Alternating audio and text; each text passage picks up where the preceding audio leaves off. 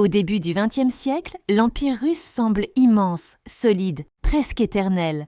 Vu de l'extérieur, le pouvoir du tsar paraît inébranlable, les cérémonies sont grandioses, l'autorité affichée sans faille. Pourtant, derrière les murs épais du palais impérial, une peur silencieuse ronge le sommet de l'État, une peur intime, jamais avouée publiquement, mais omniprésente. Le tsar Nicolas et l'impératrice Alexandra vivent avec un secret qui menace l'équilibre même de l'Empire. Leur fils unique, héritier du trône, est atteint d'une maladie grave et incurable, une maladie imprévisible, capable de provoquer une hémorragie mortelle à la moindre blessure. Chaque chute, chaque choc, chaque nuit devient une source d'angoisse. Aucun médecin officiel ne parvient à maîtriser la situation.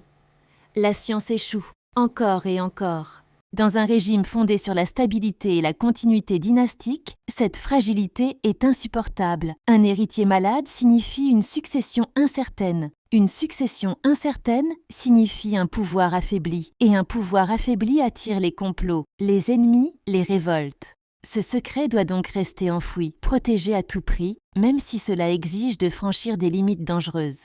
Peu à peu, la cour impériale cesse de chercher des solutions rationnelles. Elle cherche autre chose, de l'espoir, du réconfort, une présence capable de calmer l'enfant et surtout de rassurer l'impératrice. Peu importe les méthodes, peu importe la réputation, ce qui compte, c'est le soulagement immédiat.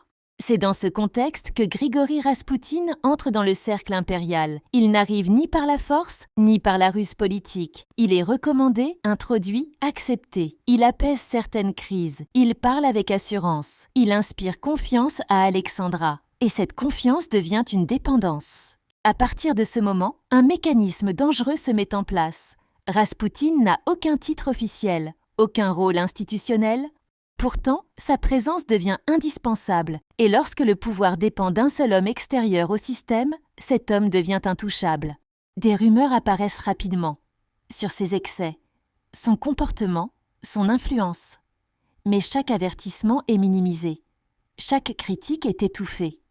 Reconnaître le danger reviendrait à reconnaître une faute, et la cour impériale refuse toute remise en question. Ce n'est pas Raspoutine qui prend le contrôle de l'Empire. C'est l'Empire qui lui abandonne une partie de lui-même, par peur, par aveuglement et par refus d'assumer la vérité.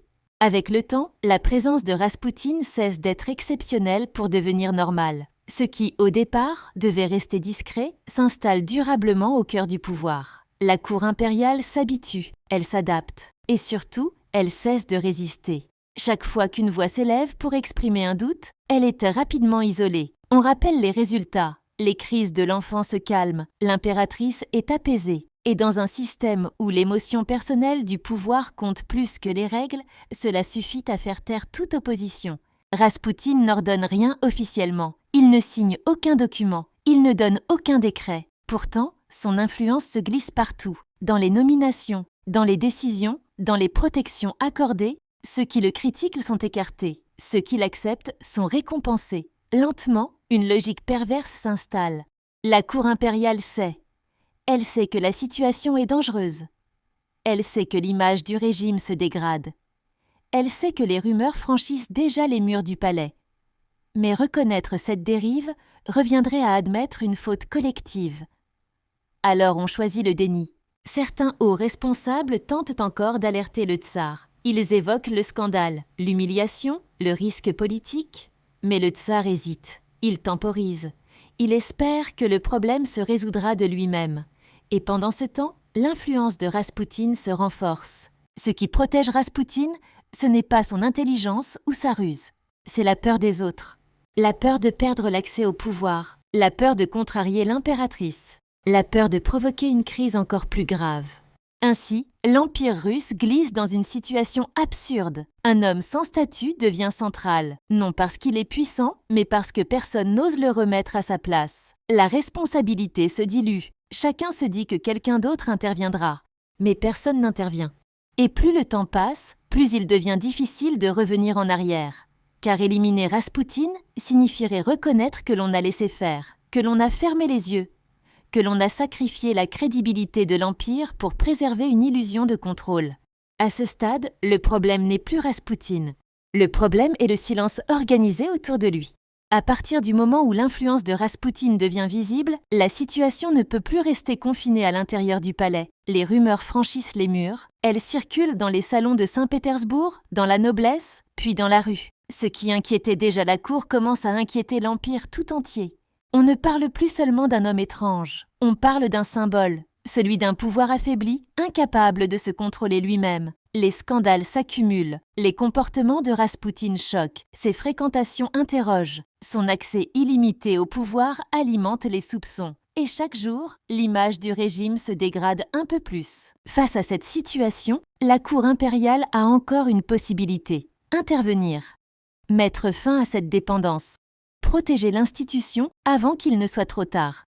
Mais cette option impliquerait de reconnaître publiquement une erreur majeure. Et cela, personne n'est prêt à l'assumer. Alors on choisit la stratégie la plus dangereuse, l'attente. On espère que le temps effacera le scandale, que l'opinion se lassera, que Raspoutine disparaîtra de lui-même. Cette passivité est interprétée comme une faiblesse. Et dans un empire déjà fragilisé, la faiblesse est impardonnable. Les opposants politiques exploitent la situation. Les ennemis du régime s'en emparent. Raspoutine devient une preuve vivante de la corruption du pouvoir. Peu importe la réalité, peu importe les nuances, l'image est trop forte pour être corrigée. À l'intérieur même du palais, les tensions s'aggravent. Certains membres de la famille impériale réclament une action immédiate. D'autres continuent de protéger Raspoutine, par loyauté envers l'impératrice ou par peur des conséquences. Le tsar, lui, reste paralysé. Chaque décision lui semble dangereuse. Alors, il ne décide pas. Ce qui était au départ une question privée est devenu une crise d'État. Et cette crise révèle quelque chose de plus profond. Le pouvoir impérial n'est plus capable de se corriger. Il est prisonnier de ses propres silences. Plus Raspoutine devient embarrassant, plus ceux qui l'ont protégé deviennent coupables. Et plus la culpabilité grandit, plus le déni s'installe. Cercle parfait de l'effondrement politique. À ce stade, le problème n'est plus de savoir si Raspoutine est nuisible. Le problème est que l'Empire ne sait plus comment l'arrêter sans se détruire lui-même. Et lorsque le pouvoir atteint ce point, il est déjà trop tard. Lorsque le scandale devient impossible à ignorer, la cour impériale ne cherche plus à comprendre, elle cherche à survivre. À ce stade, la question n'est plus de savoir si Raspoutine est dangereux. La question est de savoir combien de temps le régime peut encore supporter le poison de sa propre faiblesse. Dans les cercles proches du pouvoir, une nouvelle logique apparaît, une logique brutale. On ne parle plus d'écarter discrètement Raspoutine, on parle de l'éliminer. Non pas parce que cela réparera l'Empire, mais parce que cela offrira une illusion de contrôle. Un geste spectaculaire pour convaincre l'opinion que la monarchie a repris la main.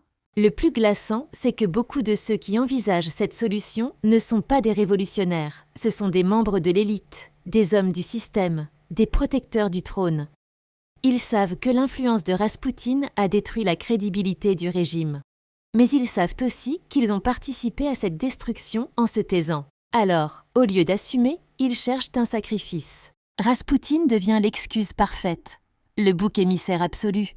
En le supprimant, on pourra raconter que tout était sa faute, que la cour a été trompée, que l'Empire a été victime d'un seul homme. C'est faux. Mais c'est une histoire simple. Et dans une période de panique, une histoire simple vaut plus qu'une vérité complexe. Pendant ce temps, le tsar reste enfermé dans son hésitation. Chaque décision lui semble fatale. S'il protège Raspoutine, il perd l'opinion. S'il l'abandonne, il brise l'impératrice. Et s'il l'écarte trop tard, il admet que l'Empire a été gouverné par la peur. Alors il ne tranche pas. Il laisse les autres décider à sa place. Le pouvoir impérial n'est plus un centre qui commande. Il devient un espace où l'on compense, où l'on improvise, où l'on réagit. Et lorsqu'un régime cesse de gouverner pour ne faire que réagir, il s'approche de sa fin. La décision de frapper Raspoutine n'est pas une solution, c'est une confession. Une confession que l'Empire n'a plus de contrôle sur son propre récit. On ne corrige plus l'erreur. On tente seulement d'effacer la preuve. Mais le scandale ne se résout pas par un acte violent. Il laisse une trace. Et dans l'esprit du peuple, une autre certitude s'installe.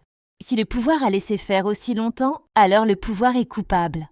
À ce stade, la chute est déjà en marche. Raspoutine n'est qu'un symptôme. Le vrai scandale, c'est le système qui l'a protégé. Lorsque Raspoutine disparaît, beaucoup s'attendent à un soulagement, à une forme de réparation, à un retour à l'ordre. Mais rien de tout cela n'arrive.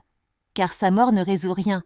Elle ne fait que révéler ce que l'Empire refusait d'admettre depuis le début. Raspoutine n'était pas la cause du mal, il en était la conséquence, le produit d'un pouvoir affaibli, paralysé par la peur et incapable de se corriger lui-même. En le supprimant, la cour impériale ne supprime pas le scandale, elle confirme son existence. Très vite, l'opinion publique comprend. Si un seul homme a pu exercer une telle influence, c'est parce que le système l'a permis, parce que des responsables ont fermé les yeux, parce que des décisions ont été évitées, parce que le silence a été préféré à la vérité. La tentative de sauver l'image du régime échoue. Au lieu de restaurer la confiance, elle la détruit définitivement. Le peuple ne voit plus un pouvoir protecteur, mais un pouvoir prêt à sacrifier n'importe qui pour préserver ses apparences. Et cette perception est irréversible.